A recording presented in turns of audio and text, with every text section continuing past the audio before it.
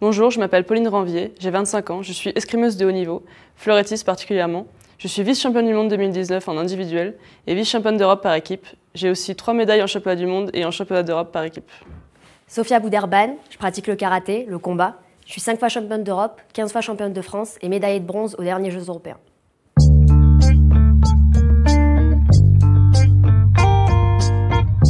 Du coup, tu me disais, ouais, c'est vrai que le karaté, c'est la première fois qu'il est au jeu. Ouais. Ça t'a fait quoi? Enfin, tu l'as appris comment? Et genre, comment tu t'es dit ça a changé ma vie ou pas? En fait, ça fait quand même des années qu'on essaie de rentrer au jeu. Et bon, il y avait pour plusieurs raisons l'arbitrage, etc. Donc on a pas mal modifié la discipline, les conditions d'arbitrage. On a rajouté par exemple l'arbitrage vidéo.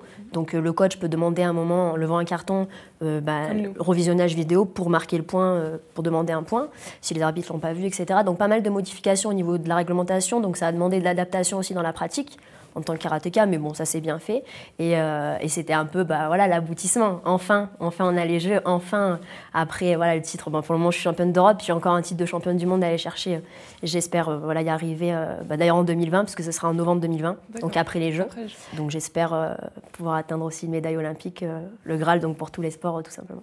C'est un sport de combat, mais souvent on est comparé plutôt à l'escrime qu'à d'autres sports. Parce que dans des sports de combat classiques, entre guillemets la boxe, etc., c'est la touche. Et nous, non, il y a le contrôle qui compte beaucoup. Donc c'est atteindre l'adversaire avant qu'on soit touché, donc toucher avant l'autre, et ramener son coup, contrôler son coup. Donc c'est comme vous ramenez votre épée quand vous avez marqué. Voilà, donc on est souvent comparé, donc ça me parle bien. Ouais, parce que tu t'arrêtes, par exemple à la boxe, il ne s'arrête pas en fait. C'est ça. Nous, au visage, on doit contrôler absolument. Au corps, on peut taper, mais au visage, il y a le contrôle qui compte. Si jamais on appuie trop la touche, on a des pénalités, et au bout de 4 pénalités, on est disqualifié.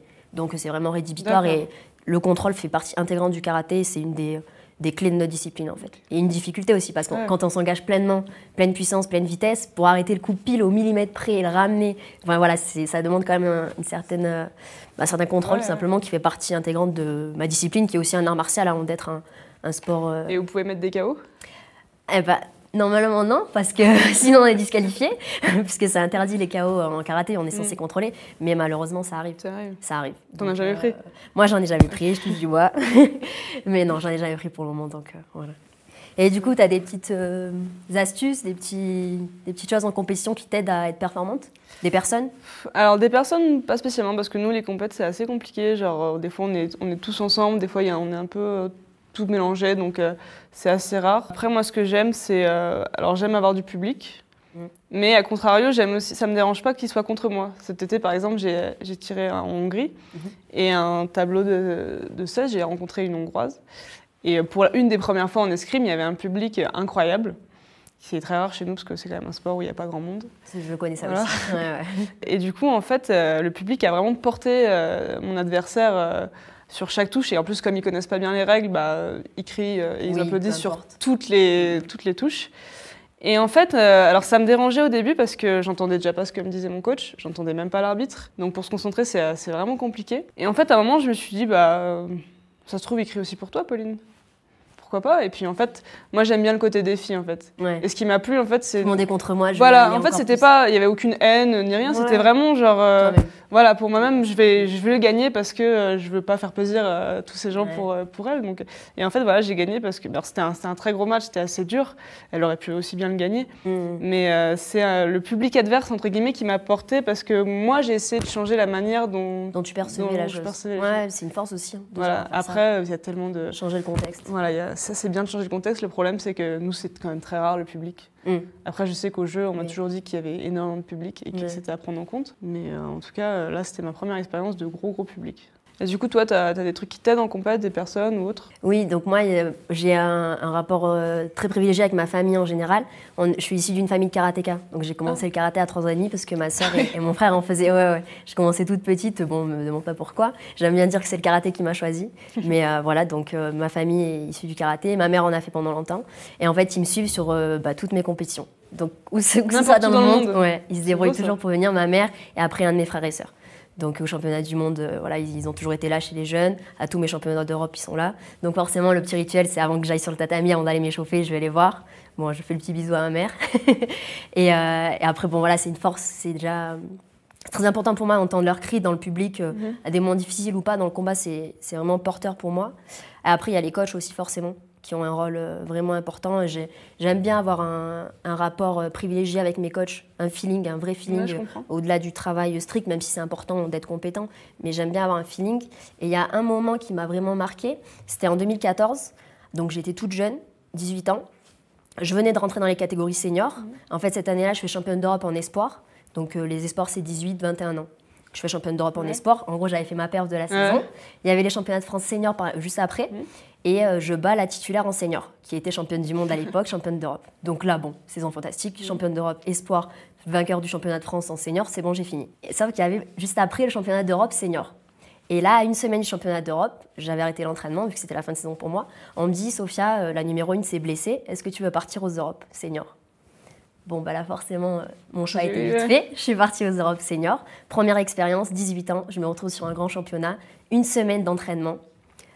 Donc un événement très difficile à appréhender, je me retrouve un peu lâchée comme ça, sans prévenir quoi. Par contre très motivée, j'avais envie de, même si j'étais jeune, qu'on m'attendait pas, que j'étais pas censée être là tout simplement, j'avais envie de prouver quelque chose. Premier tour, je tombe sur la numéro 1 mondiale, la Turque. Voilà, je perds 7-1, c'est-à-dire un score que j'avais jamais vu dans ma vie jusque-là. Donc il faut savoir qu'en karaté, à 8 points d'écart, le combat s'arrête. C'est considéré comme, c'est la manière, c'est comme un hippon en judo. C'est considéré comme rédhibitoire complètement. Donc je perds 7-1. Là forcément je m'effondre. Premier tour, championnat d'Europe.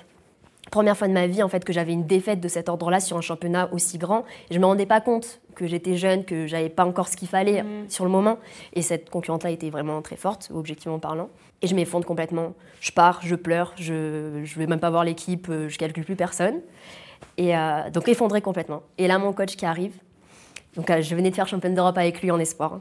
Il arrive, et là, il me met une soufflante comme jamais. Donc vraiment, il me remobilise, il me dit « Sophia, tu t'arrêtes pas là, tu m'arrêtes tout de suite ces pleurs, c'est pas fini. Si elle va en finale, t'es repêchée. Et si tu vas au repêchage, tu gagnes, tu fais 3e. » Donc en fait, nous, c'est ça. Si on perd contre la finaliste, on est repêché. Et donc les phases de repêchage, c'est combat après combat. Donc si on perd en demi, on n'a qu'un combat à faire pour être 3e. Si on perd en quart, 2 combats, etc. Donc moi, j'ai perdu au premier tour, j'avais tout le tableau à remonter pour faire 3e. Et là, donc grâce à ce discours qu'il a eu, il a su trouver les mots juste à ce moment-là, il m'a remobilisée complètement et je suis repartie avec un nouvel état d'esprit. Et je sors des combats fantastiques et je fais 3e, championnat d'Europe senior à 18 ans. Voilà. Belle histoire. Et pour la petite anecdote, la concurrente, la Turque que j'avais perdue au premier tour, je l'ai reprise là, mon dernier championnat d'Europe senior. Donc cette fois-ci, j'étais titulaire. C'était ma demi. Elle était championne d'Europe en titre et je la bats en demi. Donc c'était un peu la revanche. Et sur le championnat qu'il fallait, puisqu'ensuite je fais championne d'Europe. Donc c'était un peu la revanche sur des années après. La boucle. Mais voilà, j'ai bouclé la boucle. Du coup, écoute, moi je te souhaite une seule chose, c'est que tu sois en finale des Jeux Olympiques, surtout sur cette Turque-là. Et que tu lui mettes 7-1, pourquoi pas, et que tu sois championne olympique. Merci beaucoup. Écoute, je te souhaite pareil, la qualif en équipe et en indiv. Et écoute, on se retrouve à Tokyo. J'espère, merci. Are you listening?